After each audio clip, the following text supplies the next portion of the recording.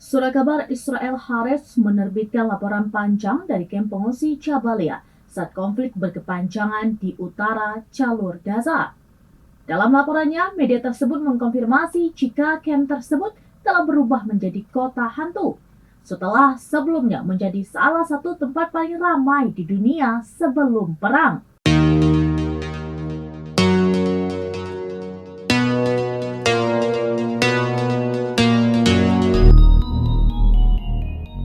Surat kabar Israel Haaretz menerbitkan laporan panjang dari kamp pengungsi Jabalia saat konflik berkepanjangan di utara jalur Gaza.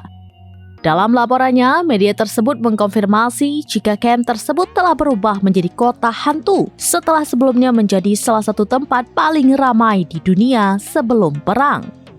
Analis urusan militer surat kabar tersebut, Amos Harel, mengatakan bahwa tentara Israel atau IDF menghancurkan sekitar 70% bangunan di kamp Jabalia selama operasi militer yang dimulai di sana pada tanggal 5 Oktober 2024. Momen itu merupakan ketiga kalinya tentara Israel menyerbu kamp Jabalia, yang pertama pada Desember 2023 dan yang kedua pada Mei lalu menurut Harel. Selama kunjungan singkat ke kamp tersebut, Harel menambahkan dapat dilihat bahwa beberapa bangunan yang tersisa pun mengalami kerusakan yang nyata.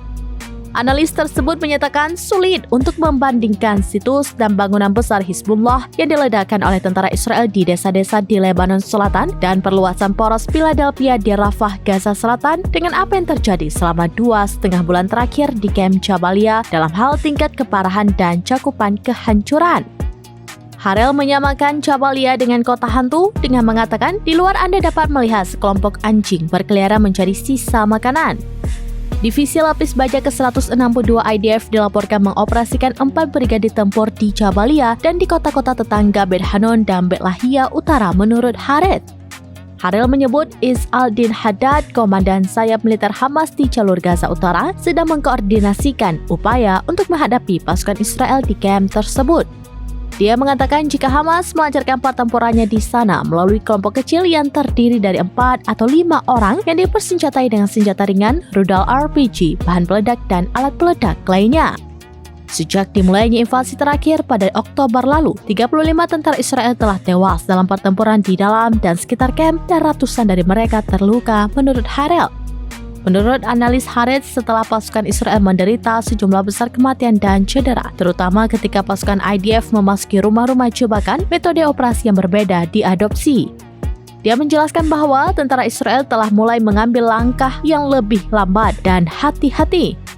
Metode ini akan meninggalkan kehancuran besar-besaran, namun mengurangi jumlah kematian di antara pasukannya.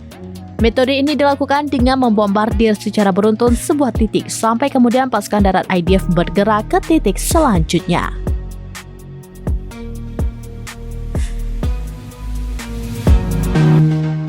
Demikian informasi terkini Syederalun. Saksikan terus beragam informasi lainnya. Jangan lupa like dan share seluruh akun serambinews.com.